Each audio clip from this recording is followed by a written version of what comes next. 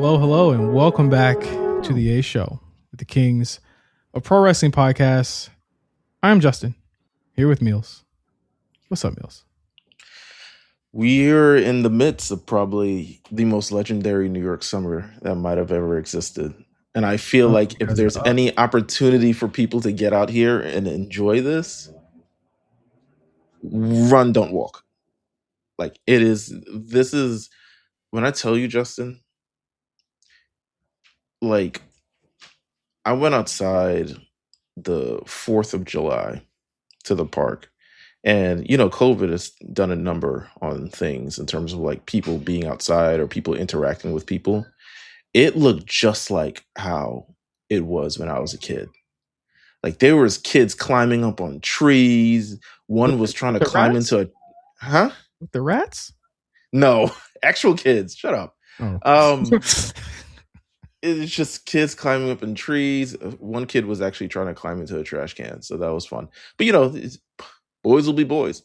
But no, it's been like legitimately every week for like the last month has just been like, I go outside, something's happening. And I don't go outside often. I go outside for walks, but I'll walk and like bump into something, or there'll be an event this weekend or like last weekend. You know, last weekend was the whole thing. So everybody went there except me. Would you have stayed up that late? I did stay up that late to watch it. Really? I watched it on TikTok. That's like the new thing. They were not stopping niggas. No, I watched all 3 nights on TikTok, Justin. That's crazy. My sister was sending me links. I'm like, I'm not sitting on my phone and watching this. Bro, I put it on the computer. But no, it was... TikTok is the new... And the thing was, as the Hove concert was going on, I'd flip up and the J. Cole concert was going on. And then I'd flip up and it was Usher and Chris Brown going on. And I'm like, wow, this is like the new jig is you go to the concert, you air it live. If you're on Instagram, you drop your Cash App and be like, yo, just throw something in there. You know, I'm streaming the show, blah, blah, blah. Or you're on TikTok and everyone sends you, I don't know what the fuck it is on TikTok. Flowers and cowboy hats, all types of ridiculous shit. But that's the new jig. That's how people preview concerts now. They're like, do I want to spend money on this concert? Let me watch it for 2 hours on TikTok before I go. Mm-hmm. It just is what it is. But it's a very legendary New York City summer. What I want to talk to you about is something we've been talking about quite recently. I want to talk about your anime journey that you're currently on right now. Crazy anime journey. I go through phases. You do? You know that. I go through phases where I'm back. It's that time of the year. Yeah. I go through phases where I'm like, I'm back. I'm motherfucking back. And then I'm like, all right. I'm out. Yeah. This is whack. Or I can't keep up or something along those lines. Yeah. Anyway, for the better part of the last month, you've been watching Dragon Ball Kai. I'm pretty far along. Let me tell you something about Dragon Ball. I feel like it's the gift that keeps on giving because you can watch it a million times. One, it's enjoyable, but two, I feel like you always notice something different every time you watch the shit. Mm-hmm. Oh, well, shit! I got NXT in the background. Kelly Armstrong is a girl green. But no, every time you notice something different. How has this watch been for you? What has been some critical thoughts in your Dragon Ball Kai watch that you've been like pulling up in your brain, or what stood out to you? You know what it is? I think I just realized how Akira Toriyama was booking the territory this time. I'm more weary of how he was booking the territory. Because when's the last time you did a good watch of Dragon Ball, like for real? Had to been at least 20 years. I'm not even gonna lie to you. Wow. Okay. This is adult lens. Adult lens. This is full, not even just fake. Like this is a full. I am an adult. This is me experiencing a show from my childhood that took up 10 years of my childhood at the very least, or at least it felt like it at that time, because I watched the original run of all of it, and it ended when I was 16. Yeah, is when it ended. ended 2004, 2005. Yeah, like 16 seconds. So I came back every time to watch all of this every single time. And so this is my first time watching it. Since then, I went through Frieza Saga, and I was talking to you about it throughout the whole thing. And I was just saying, man, this saga is so fucking long. Even on Dragon Ball Z Kai, it's extremely long. I'm on Cell Saga right now, which like starts off very strong and then kind of meanders a bit in the middle, even with all of the cuts in Kai. Because I started watching it on Crunchyroll, and I was like, there's no fucking way I'm watching all of this. Let me go to Kai. Because because by the time I started watching it, Kai had come out. And I was like, what? They shortened it. So even with the skips, bro, it still meanders in the middle. I'm at the part where it's like, now we're just waiting for the tournament to start, and which it's almost over at that point, but like it's so fucking meandering. I'm just like, bro, this first battle with all of them before he just decides out of nowhere, well, never mind, I'm gonna go fuck off and I'll see you in 8 days. I'm like, they love doing that. Yeah. I was booking a territory like that, but also realizing that Dragon Ball Z was a stealth kind of like push passing of the torch show to Gohan. And I'm not there yet, but we're at the kind of the peak of Gohan's powers in the Cell Saga. This was his championship run. This was his Royal Rumble win. Yeah. And then they're just gonna not have him win the title and then bump him to the mid card. It's crazy. It's because people like Goku and Vegeta more. No, but it was like they gave Gohan the ball, and it's like, what's the title reign that they gave this person the title, and you were just like, eh. It was Hangman Pagey. Sheamus. Sheamus. Oh, it's just freshly new wounds for Sheamus. It was just like, yeah, I mean, he eyed. But no, definitely, I think Gohan, I think just the context of Gohan and how he was written as a character, he was never like he wasn't written for the plot of this battle saga, defeat the villain plot. He was written as like, this is a kid who's eventually going to be, who's battling like being a scholar. He never like rebelled against being a scholar. He was just like, okay, mom, he studies on the way to Namek to keep up his grades. He studies in between sagas and all this other stuff like that. So it's like, he's definitely a bookworm. So it's like, by the time they got to him as an adult, but you reach the Blue Saga. Yeah, he's a goober. He's a super goober. Even to the point where, like, when he does fight Boo, which, like, what I got the most out of this was that I remember all of this so vividly to a point where I'm just like, damn, why am I rewatching this? But I'm still, like, enjoying myself. I'm enjoying myself altogether. It's a good watch. I watched Super Broly last weekend, the movie. Good movie, in my opinion. Yeah, really good movie. And you know what I'm doing? I am currently watching a video of someone that is going over the Moro and Granola saga, so I can be ready for the anime later this year. You're tapped in, my friend. Yeah, I just got through his explanation of Moro, which is basically just Cell Part 2 from what I'm reading. It's a little bit more involved, but except for like the end when he like. I wouldn't want to spoil it, but like the end is just like, huh? Yeah, but it's what they did with Super more so than Z. Z used to be like these arcs that would kind of live in their own kind of vacuum. It wouldn't really start after the next. It would kind of start 4 years after the next. Yeah. Where Super is very much like with the Moro and Granola arcs. They come very concurrently, and the villain in the Moro arc it's introduced in the Moro arc becomes one of the villains in the Granola arc. Granola arc, yeah, they bring him back, which I thought was, and this is Toriyama's final arc, right? I think so. Yeah, he oversees it, but ultimately it's his apprentice Toyotaro who is really like taking the reins and kind of like drawing and the stories and kind of the characters and all this other stuff like that. It's actually it's very rare that a mangaka kind of like lets go the reins, but Toyotaro was such a fan and so important that he's carrying on the legacy in kind of a way. But watching Dragon Ball is always fun. It just really is. I can't wait for. I started collecting figures. I showed you that too. I got some of the figures. Like again, I'm reliving my kid life. You know what I'm saying? I'm tapping in with the figures now, which I always wanted to do.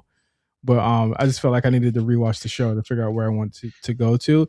Vegeta is there's a woman on TikTok that is reading the Frieza saga. She makes it feel like it is personal to her. Yeah, she's like, oh my god. I just hit you up about the actual show doesn't actually say Gohan broke his neck. So that's actually new to me that he breaks his neck in that. Yeah, he breaks his neck. Yeah. Which I thought they don't mention that and which I'm guessing they didn't do that just so they could make it on TV. But it's wow. You can't break a 5-year-old's neck on the thing. I was like, holy shit. She was like, this motherfucker. She doesn't even say motherfucker. She's like, this evil man. But even the way she's holding the manga, right? Like it's like she's holding it like dearly, like personally. She's not letting go the page. She's not doing anything. Incredibly good content there. But no, I'm okay. Granola, good, bad. What'd you feel about it before I continue this video? After we finish Granola's kind of interesting to me. It's because I'm like, how can he be more powerful than the nigga they just fought? Like that's the power of Dragon Ball Z. Everyone is always more powerful than the last nigga they just fought. Isn't that just a summary of Dragon Ball in just general? And now, and my thing with this, before you tell me your overall thoughts, no spoiler, but like now Ultra Instinct, nigga, I just got black hair. Like just like it's not even anymore. It's an interesting kind of like journey. To me, the Granola arc is I haven't read it in a couple of years, but to me, it's more a transition arc, but the sad part is we haven't finished it. When Toriyama passed away, they had already slowed down on the Dragon Ball arcs, and hopefully it'll come back in the near future. We're all hoping it comes back, especially. But the way they're doing Dragon Ball now is like they're not working it like they used to back in the day, where shit would just come out. It's like a carefully crafted. The TV show is going to fall in line with a video game, which will probably fall in line with a manga, which will fall in line with a movie announcement type beat. Like nothing is ever just, it's all, they know how to play the game now instead of it just Dragon Ball just kind of like dropping out of thin air and things continue to drop out of the sky. That's why like the last Dragon Ball game coincided with Daima, which coincided with a lot of other different aspects. I was told not to watch Daima. Daima's not bad. It's just very slow. It's not. Watch the last part. Yeah, I would say the last number of episodes, but it's like if you appreciate Dragon Ball, which is more of it's less fighting and more adventure, you probably appreciate Daima. To be honest with you. Well, I'm continuing. I'm also started JJK season 3. My thoughts on that. Wait for because people won't be fans of what I have to say. It's okay. People weren't fans of when I said it, so it's not. I think niggas need to stop lying to themselves. I don't think they lie to themselves. I think people genuinely crave the amount of emphasis on fighting and how that makes a show for people is vastly understated compared to a story. People will say they appreciate the story if it's mostly story, right? Attack on Titan, Full Metal Alchemist Brotherhood are quite known as like two of the greatest anime that's ever existed.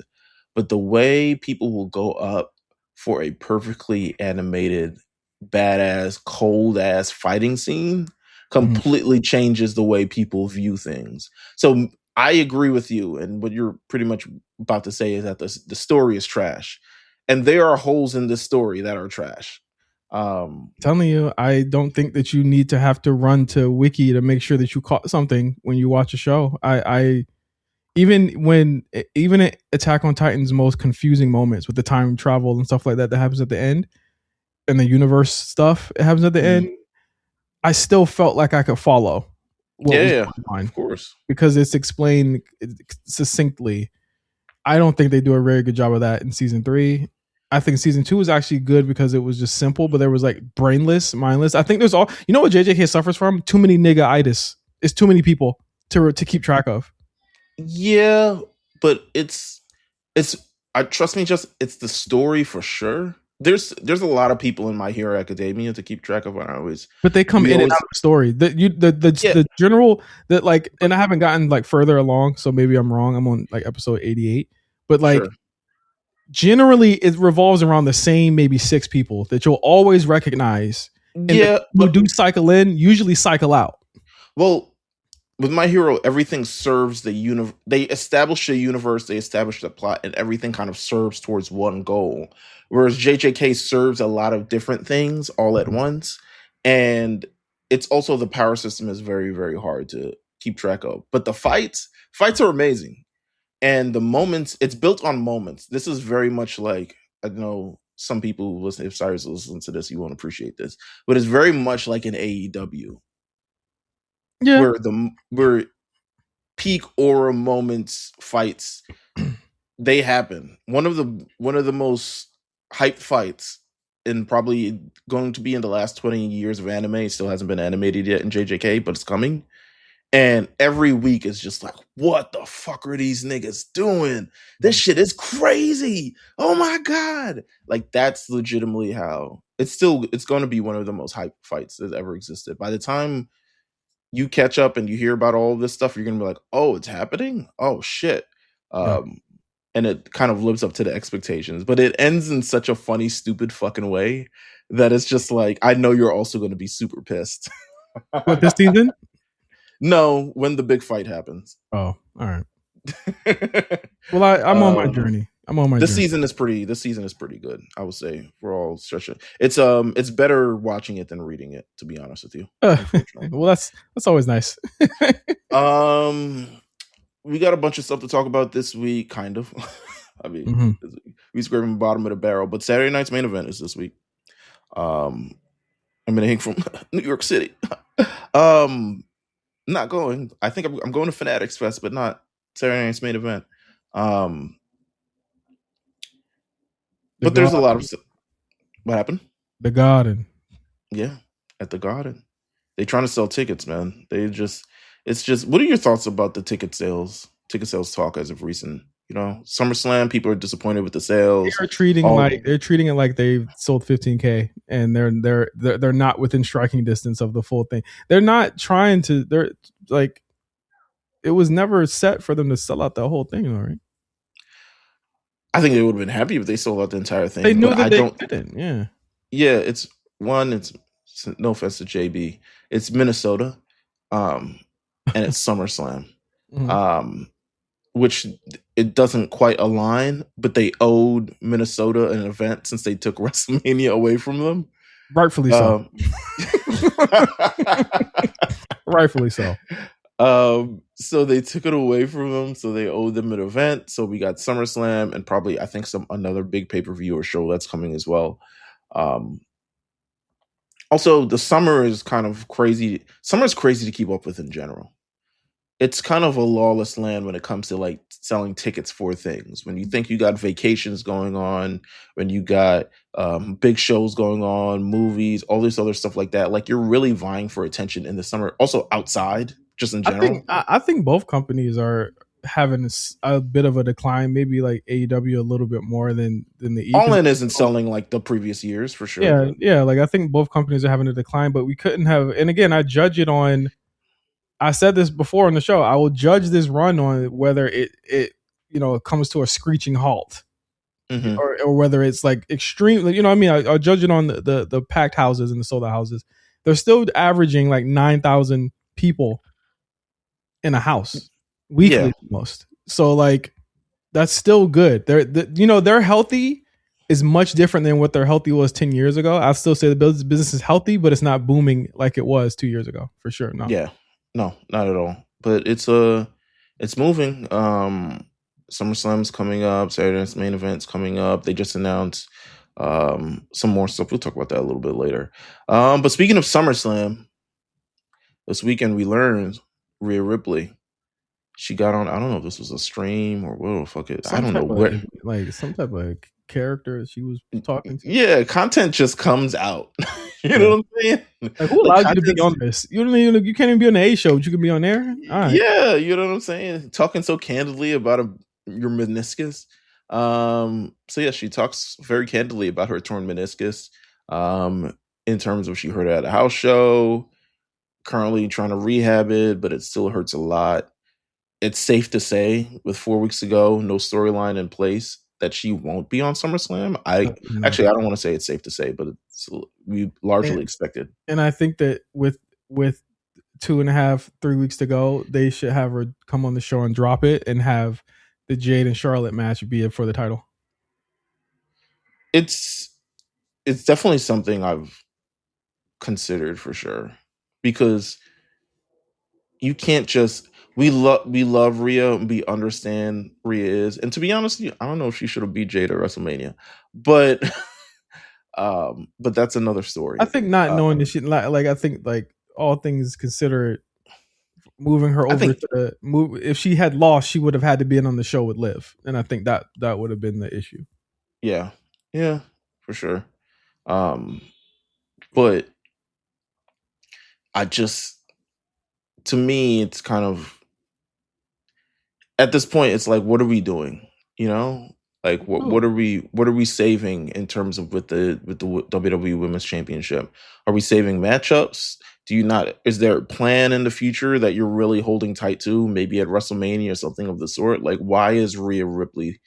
I think it's the same issue that happened when Ray got hurt, right? With Gunther, where it was like you kind of hear the pencils scribbling every week as they tried to figure out where to put him.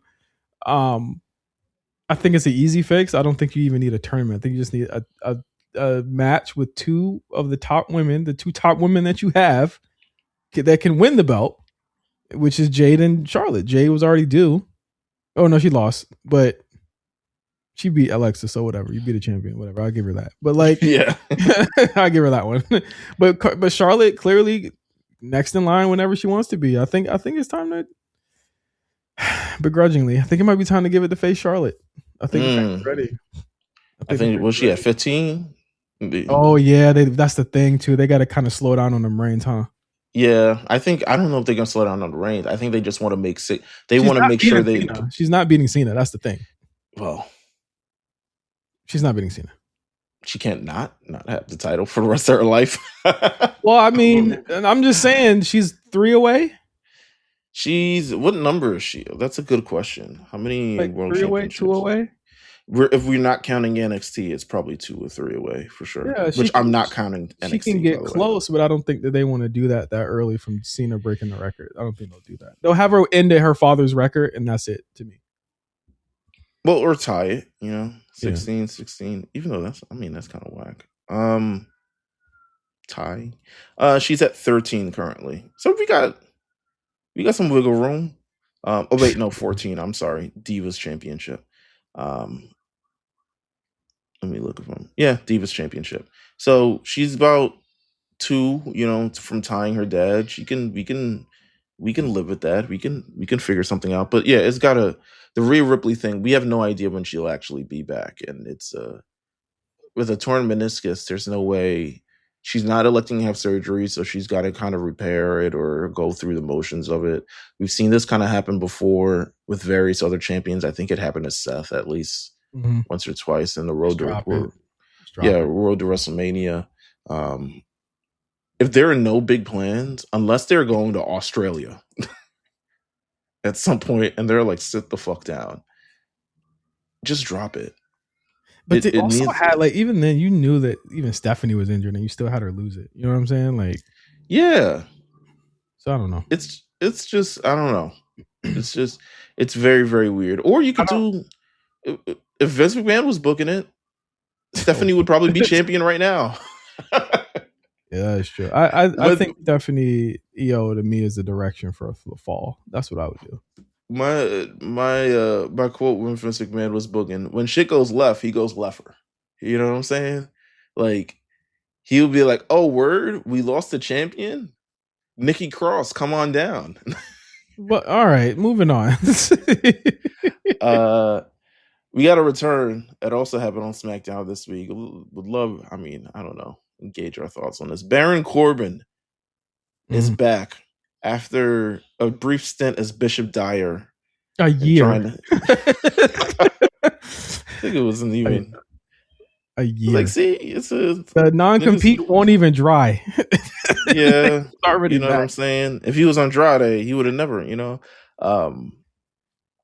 let go last year, lost a year of checks, apparently. Well, no, actually, he was fired November 1st, 2024. So it's a couple years, actually. So, he's a... It was a year or something. Yeah, he was GCW, did his thing, but he's back on SmackDown. It was rumored for quite some time. It looks like they trying to... They did this before, right? Like, we're not bugging out. They did this when Triple H got in control and was like, we need supplementary players to fill this roster. Yeah. A lot of vet minimum contracts. Yeah, they said the bums that we fired in May, we need to bring one bum back. Yeah, pay him less. The bums. Yeah. Starve them out a little bit so they'll just accept anything that we give them. I think that I think they look at it as okay, these faces need to have a person that everyone hates return so that they can stop low key booing Mello, and Trick can actually look like a babyface against someone, and he can actually work the style. Mm-hmm. I'm gonna tell you what, the end of days is still hits as a finisher. It looked good. And listen, ain't nobody pick it up when he gone. If he had gone and left, boy, I'll be end of day into a count of 2. I'm not willing to be like, it's over. I'm just like, well, I mean, the SmackDown mid card is also about to lose Royce Keys for a couple weeks. It's already lost Jacob Fatu. It's losing Solo. So that mid card, huh? We'll talk about that. Are you riding with Solo? Yeah, I'm riding with Solo. And so it's missing a lot of people that are now into the Roman Reigns vortex, and they're on Raw. So they need to have somebody there. It's like somebody will call somebody up. I'm like, who are you going to call up? Leon fucking Lennox? Get the fuck out of here. I'd rather have somebody that could work. It's true. I mean, there's just heat that only Baron Corbin can get. Yeah. It's it's very, very interesting phenomena. No, he actually is really hated. Yeah. They booed the shit out of him on Friday. But I think wait a minute, they didn't boo him. I'm bugging. They gave him a holy shit chant. Yeah. Odie was like, wow, Baron Corbin's back. Business is picked up. I don't even know if it was sarcastic or not. I can't even tell because it lasted for like a minute. Nigga, OKC was ready to fucking cheer anything at this point. Get these, well, you know what. But and there goes Big Baron right now. But that's no, wrong. he's a... We're gonna talk about it in a second too. He's definitely supplemental. I mean, it's interesting. Bring a name back as we go back to 2 hours. We need somebody to lose and somebody to trade wins with. Yeah, and Baron is good. I want somebody to tell me who they should have had, and don't say Aleister Black, bruh. No, but Aleister, you never know. Aleister might be back next year. They might be like, you know what, we was wilding. We'll see. We'll see where the landscape is in about 15 days. 15 days. Yeah. There you go. It's an interesting prospect. We'll see all the videos come out. Everyone's the new releases. They be like, oh, they cut their own promo videos. I'm free from bookings. You know what I'm saying? The chains are off. I'm almost free. All right. There you go. They don't hit no more. The WWE return don't hit no more. Like the WWE guy returning to another company. I don't hit. Who are we getting excited for? The New Day? New Day. Who else is out there? I mean, Sheamus. I mean, the problem is for the AEW side, they kind of WWE doesn't release like shit. They release Seth Rollins. Damn. They be releasing people who like, man, what a run. I saw somebody say the other day, Matt Cardona was living life on the indies and then he's back in WWE in catering or as a jobber. And I'm like, what does that say about the indies? I'm like, I don't think you thought about that. I think you thought that was going to hit, but it didn't. It actually kind of makes the indies look very sad. If Matt Cardona was living the life on the indies. Would you take Shotzi back? No. No? All right. I fuck with Shotzi. I miss Shotzi. But not like a lot. But yeah, exactly. It's like is she like a net positive? She queen of the death match. She living her life. She living La Vida Loca. You know what I'm saying? Yeah. She's running the indies. She's gotten Matt Cardona's spot. Again, what does that say about the indies? What does that say about the indies?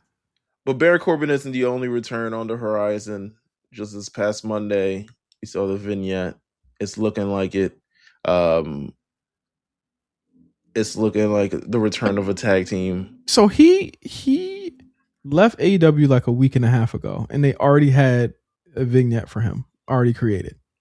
This shit's probably AI. Is that the fastest? No, it was him.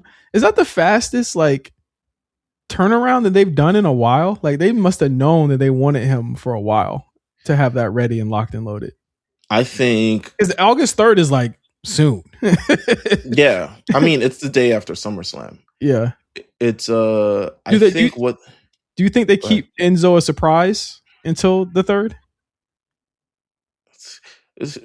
Give it on Enzo. I thought Enzo was like behind them or something. No, I feel like they're doing a sucker. They're gonna do a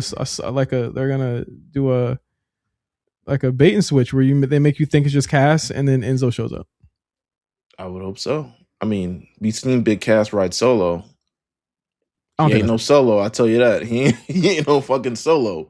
But I think bringing back a tag team, they can speak, they can kind of entertain. You kind of got some. One of them can work. One of them can work. One of them can work. But also, it's like tag team is such in the mud, like on both companies, bro. The mud, but except NXT. NXT actually had a fucking banger of a when you tune in, they had a banger of a tag match. I blame, of course, Varsity. Was it Varsity Project? Varsity. What are they called? I keep getting their name. Vanity Project. Vanity Project. The new and the new niggas. I again, people are kind of like harsh on the men. I actually kind of like the new generation of dudes there because they trying hard to work and they're trying some new shit. I just think that they gotta have like a notable indie. I'm sorry, you gotta have a notable indie guy that's helping carry this, and I think the Richard Holiday guy is going to be him when he finally debuts.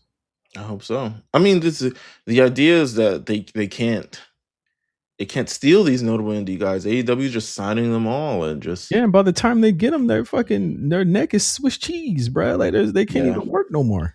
Yeah, at this point. So I would assume Enzo and Big Cass for the night after SummerSlam come back, throw them in the. I don't even know who they would face first. Who the fuck are they facing on Raw? It'd have to be Jesus Christ. Are they gonna put them against the Vision? That's what I'm saying. I'm like, but here's the thing. Here's the thing with the Vision. They already kind of mud. No, they're not. I'm willing to, I don't know if we have this debate now or on Patreon, but like I gotta call foul on all of this shit. I think that the Vision convo is incredibly disingenuous. Really? All right, yeah. Let's handle this on Patreon. I think it's disingenuous. I think that there are certain factors people are refusing to talk about when it comes to the booking of certain people in that group. When it comes to injuries, when it comes to timing, when it comes to how things move on so fast in that company, where you just can't wait for you to just not. It fucked up your Mania match, and they had to rejigger everything to make the thing work. I don't think that we should look at this as like. And here's the thing: everybody's path is different, and I think that like I did a this is like personal going into this, but like it's just on my mind. I did a Myers-Briggs test, right? Or an Enneagram. And like there was like something about like the longing or something like that. Like one of my kind of points was like looking at someone's journey and being like, well, how come my journey isn't like that? Because it's not meant for that to be your journey. And you can't book your own fucking journey. You have to take the cards as what they are.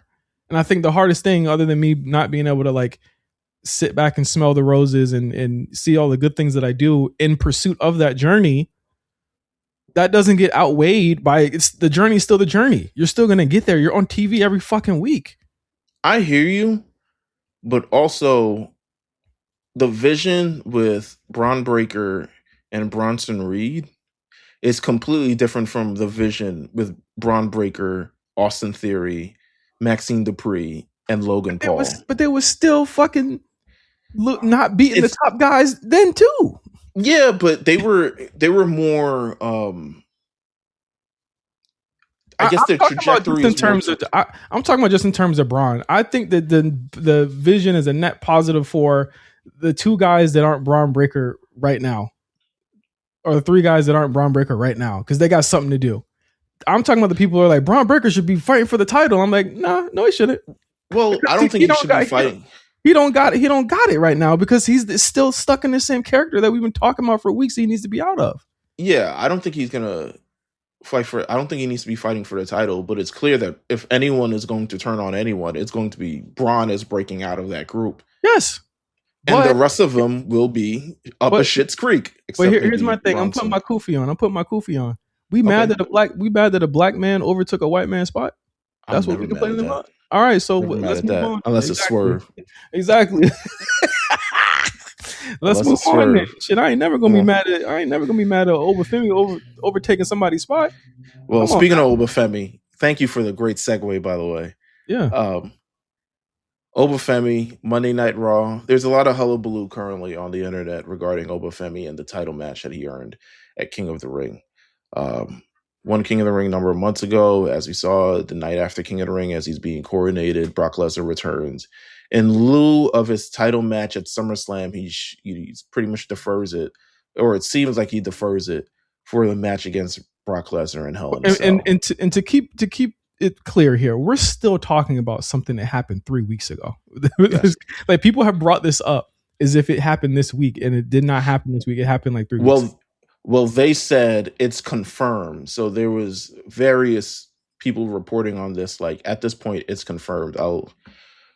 I definitely saw NoDQ.com. I mean, I know. Said it was officially confirmed that Obafemi has relinquished his world title match earned by winning King of the Ring to face Brock Lesnar at SummerSlam instead. Femi explained why to Paul Heyman. We both know that if I had went for it, he would have cost me anyway. Do people have like reading and like, do they misinterpret the media that they watch? I think they lack context in favor of what's going to get the most attention and clicks. Yeah. Because the idea that Obafemi would turn down his championship match for the Brock Lesnar thing, in turn, they're like, but what about King of the Ring? It was supposed to be for the title match. And I think people are inflating the title match part of the King of the Ring thing and not the actual, like, he won King of the Ring. We had this very conversation, and keep in mind, he practically squashed everybody on the way to winning King of the Ring. So, like, that's one thing there. We had this conversation a couple weeks ago, and I think this was like a really well-performing reel that we did, where we asked, is the world title match more important than the Brock feud being over? And I was like, the Brock feud is 1,000% more important because of where SummerSlam is, who it is, what it could mean if he loses again, and where Obafemi is and what they want to position him as. So, I mean, there's no argument there that they do believe that this match is more important than that title, for sure. But I also feel as though when it's explained to you in such a way and you're still being like obtuse with how it's being framed, even when the main character of the story is saying the same thing me and you were saying weeks ago, when we were waiting for him to get the title, like, you know, we thought he was going to get the title cost on him against Roman. But then we were like, but why would Brock help Roman? That was like the literal conversation we had. So they did it this way, and it's just like, oh, well, this makes a little bit more sense, and we'll just get the title match later. I looked at that and I said, oh, we're going to get it later. Not that it's never going to happen, which makes me wonder if the people that are watching the show are like 5-year-olds. I think, well, yes, I do think they have the brain that needs everything explained to them, because on the other side of it, you do have like Io Sky. She like cashes in her title shot against Liv. That's a whole other situation and story as well. I don't think what I'm saying is controversial, because I think generally people are tied up in the fact of like the title match. When you listen to Obafemi every week, it really don't matter who he's the most over person on Monday Night Raw. Yeah. Bar none. So it really don't matter. Whatever match he's in is practically the main event and attraction match, something of the rather. It don't. The fact it really doesn't matter. He's not running for the title. It don't matter. Why is this a conversation? It does not fucking matter. But because people are tied to like expectation with things, and you know, they're supposed to get the title match, and we're supposed to have the title match, and et cetera, et cetera. I do think, however, the story after this match will be how long can you keep Obafemi away from that title? Because ultimately, at the end of the day, the ruler is coming, whether you like it or not. And I think what they well, all right. Thanks, sorry. Cam. Sorry, you're good. It's coming. Yeah, whether you're, I'm just gonna reiterate it. Well, hold on. Here's the thing. I feel like, and this is my stealth thought. I feel like you have him beat Brock so that it makes the pain go down easier. Pause. When Oba loses to Roman, that has been my prevailing thought for the last 3 weeks. Is that they're gonna have him beat Brock so that it makes it a smoother pill when he loses to Roman, because I'm sorry, I don't see Roman losing his title for a long time. I feel like I would love to be wrong, but I also feel as though like who the fuck would beat Oba if he wins the title? You know what I mean? Like who the fuck would beat him? I feel like Roman will not have the title.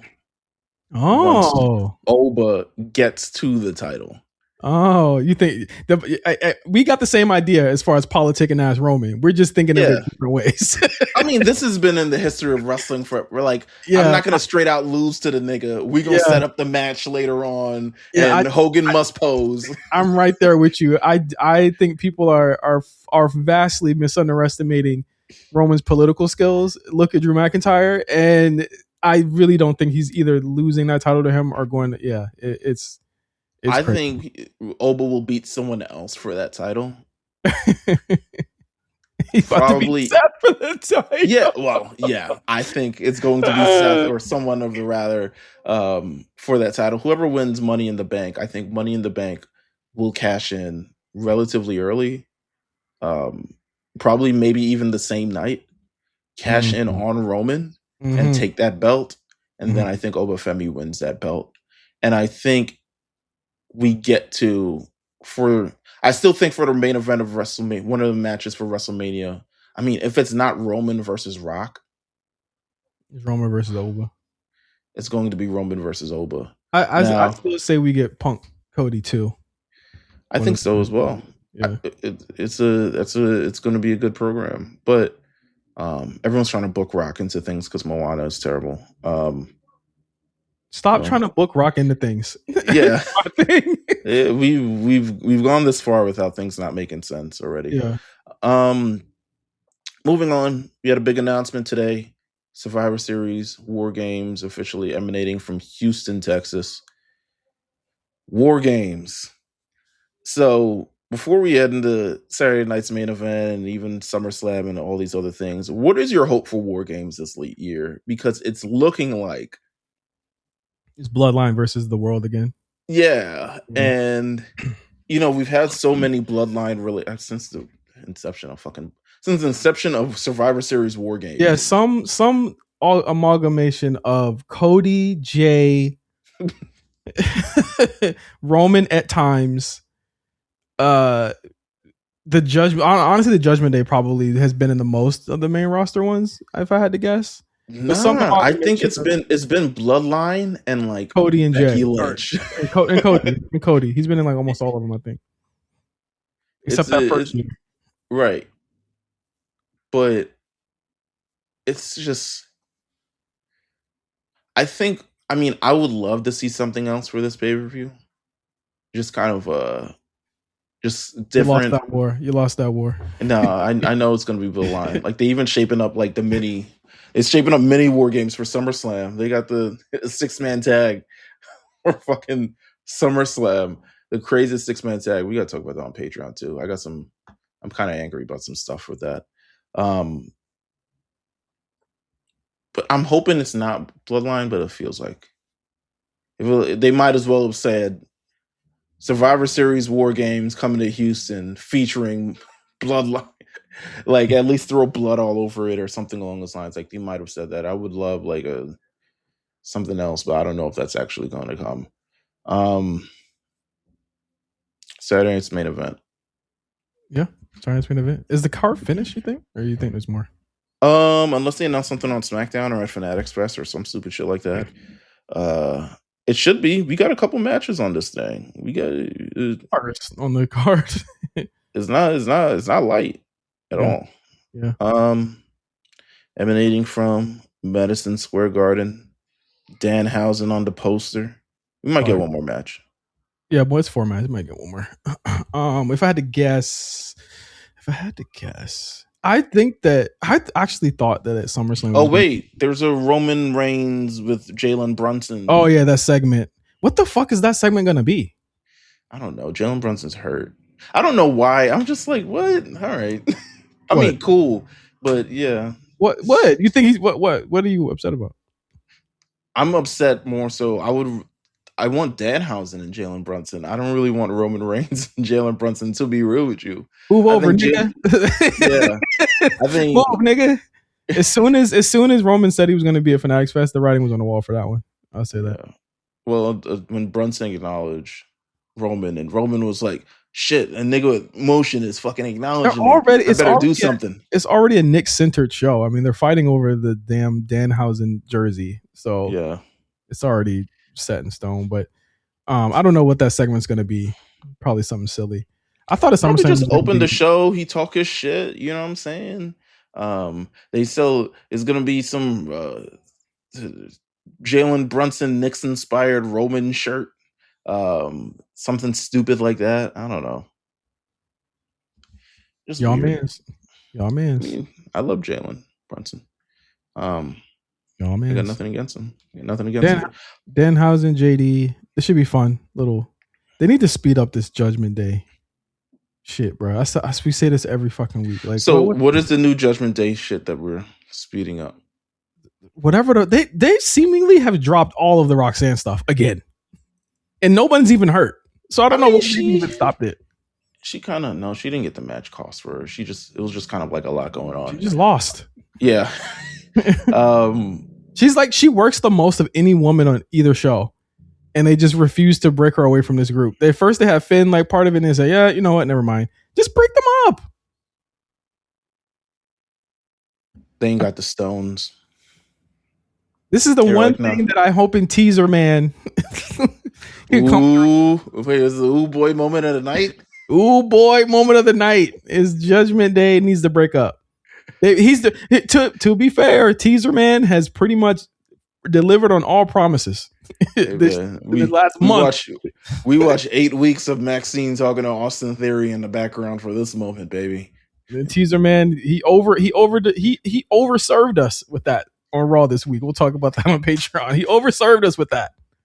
But this, I don't know. Danhausen's gonna win. JD's gonna look like a fool. He needs to do something else. I agree. Yeah, Danhausen, JD. I mean, they're gonna get some interesting spots off. I think it's gonna be super fun, super hilarious. You probably be the most over man in MSG other than Roman. So we got that going on. I mean, they're all in the show. Oh yeah, that's true. Who knew? Huh? When I thought tickets, I was like, oh, they're gonna bullshit the show, but they're all at Fanatics Fest. That's where they're all working. So it makes sense. But sometimes they don't. I mean, yeah, you're right though. You're right. I appreciate it better than last year. Last year they had them flying from like Tampa to Fanatics Fest and then back, and I was just like, God damn. So it's kind of good that they left it all in the same weekend. What's the next match? Lyra Valkyria versus Bayley. Ooh. What's up with Lyra? I'm like, damn, is she like she turned heel, but just turned like with no explanation, just kind of turned homeless. I don't know. Like I thought it was crack. I mean, we gonna figure it out. Is it more? Has it ever been more obvious who's on the way? But yes, it's definitely clear. Maybe it might happen Shit might have been Saturday. Yeah, no. Has it ever been more? When she didn't show up on NXT last week, I was like, oh, okay, yeah, she's called up. All right, so let's say Tatum does show up, and maybe they need a match for SummerSlam or something. Lyra and Tatum versus Bayley and TBA. The returning Becky Lynch. Oh, the returning Becky Lynch. Because you know that the 4 horsewoman comment wasn't, and you know what I'm saying? Like it was for a reason. So come on, man. Becky Lynch versus fucking Tatum Paxley. The amount of kickouts, nigga. That'd be hard. Might get a brain buster in that match at 450, something crazy like that. Anyway, I don't know who's gonna win this match. It doesn't matter. Let's go Lyra. I think Lyra wins, but actually, I don't know. Bayley's a loser, so it'll probably be Lyra. Yeah, unfortunately. But I love the segment on Monday. Yeah, it was good. Yeah, I thought it was for those two to have a. And this is a different. I mean, we haven't brought AEW up on this show yet, and I think we are having a healthy streak going. But the difference between that show and this show is that you can trust women to go out and talk, carry a segment, garner reaction, then completely move out the way after the fact. Whereas in AEW, it's like, boy, they be tussling backstage, and then it's just like 6-woman tag. So it's interesting.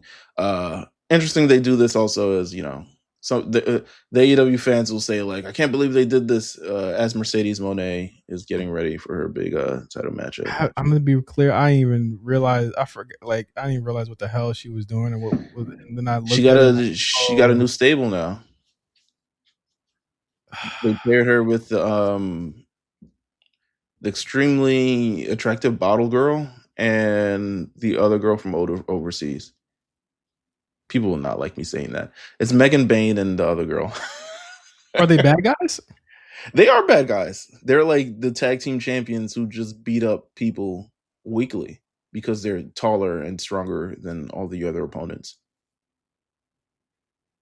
And, so Will Nightingale is going to team up with the girls who didn't skip out on an opportunity and was there to work. Respecting the business Meelz. Didn't skip out an opportunity, was there to work. And it just, the moment never passed them by of Maya World and Higher and whatever the fuck her name is. Hashtag respecting the business Meelz. Come on now. Has entered the show. Next match. Have you heard that? We heard that sidebar everything. Keith Lee retired. You have any thoughts? If he is? Good. See ya. All right. Well, there you go. Next match. Listen, I've never seen a bigger waste of opportunity than Keith Lee. Usually they were showing Keith Lee highlights on the timeline. It was like watching like James Harden back in the day. You know what I'm saying? You blow my mind. Not outstanding. Please. Now, yo, Sid, find the highlights. Throw the music under it. I know you listening. Please. I know it's happening. Yo, we are never going to be liked by people.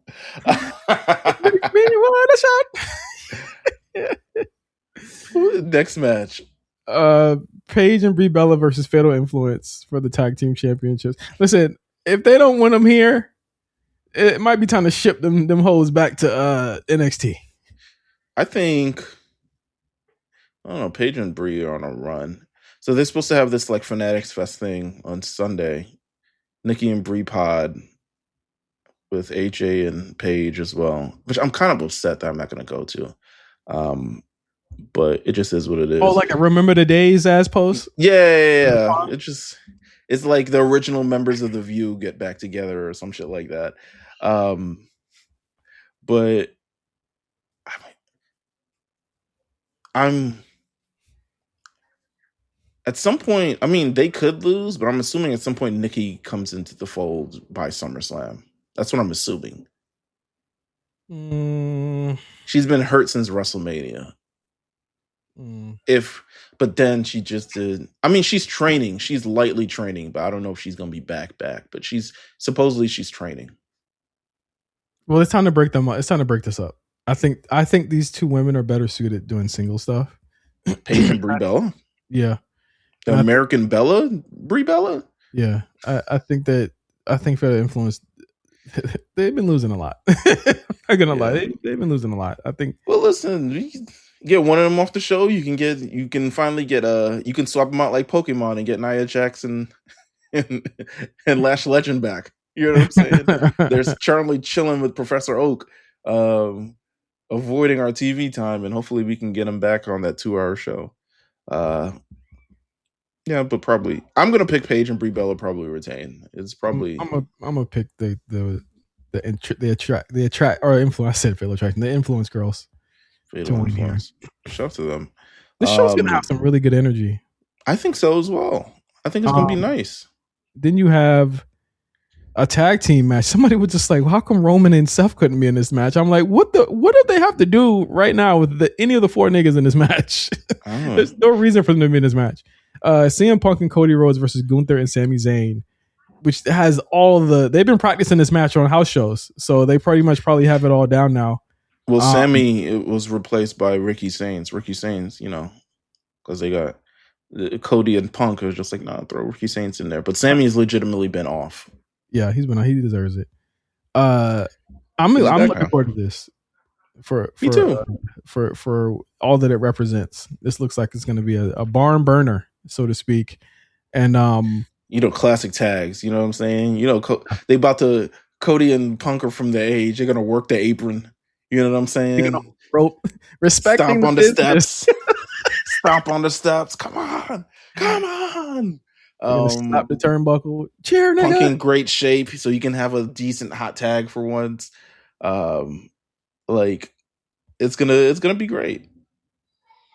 It's gonna be amazing. I think the baby faces win here. I'm interested in seeing where Sammy goes for SummerSlam. That's gonna be interesting. I am interested as well. So we'll see. Gunther definitely Aldis. But is Gargano gonna wake up or nah? I would hope so. My man, Sami Zayn main event, man. Come on, dog. Fuck with him.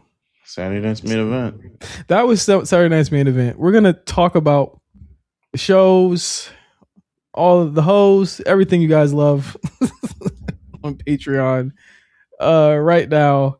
But thank you guys for listening. Next week is not the prediction show for SummerSlam. No, it's not. It's the Saturday night's main event thing show. And then if you're interested, there is an AEW pay-per-view next weekend. Is it? Was it AEW Respecting the Business? Respecting the Business.